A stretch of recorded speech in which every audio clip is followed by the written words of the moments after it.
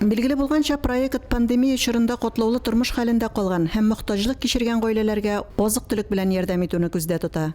Ярдәм янәшә проектына Ак Барс банк финанс ярдәме күрсәтә. Азык-төлек пакетлары Татарстан Республикасы Хезмәт, мәшгульлек һәм социаль яклау министрлыгы төзегән исемлекләр буенча таратыла. Азык-төлек җыелмасының беренче партиясе моннан 2 атна элек таратылган иде. Проект кысаларында республика районнарында йөрүче махсус машина икенче партия азык җыелмасын 21 май көнне Башкаладан Мөслимгә китерде. Бу юлы барлыгы 273 дәнә азык-төлек җыелмасы кайтты. Волонтерларның ярдәмендә менә шушы пакетларны бушаттык. Аларга хәзер бүген шуларны таратабыз инде иләренә.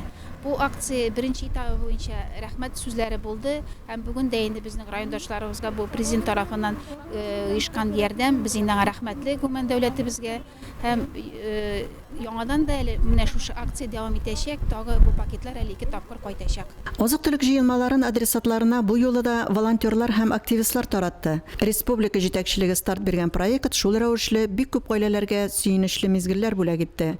Алар арасында керемнәре яшәү минимумыннан түбән булган өлкәннәр, 8 яшьтән зуррак 4 баласы булган һәм аз керемле буларак пособие алучы гаиләләр, коронавирус инфекциясеннән зыян күргән эшмәкәрләр һәм үз мәшгульләр бар. Моннан тыш азык-төлек җыелмасы аз керемле гаиләдә тәрбияләнүче балаларга опека һәм попечительлек вазифаларын бушлай башкаручы гаиләләргә дә адресланган. Ярдәмне оештыручыларга, азык-төлек тутырылган тартмалар күтәреп кергән волонтерларга һәркем рәхмәтле калды. Икенче тапкыр ярдәм китерәләр. Хөкүмәтебезгә бик зур рәхмәт. Карыйлар картларны. Шулай дальше да мәләдә калдырмыйлар. Июнь айында азык-төлек җыелмаларының чираттагы партиялары кайтачак. Алар шулай ук социаль ярдәмгә мохтаҗларга таратылачак.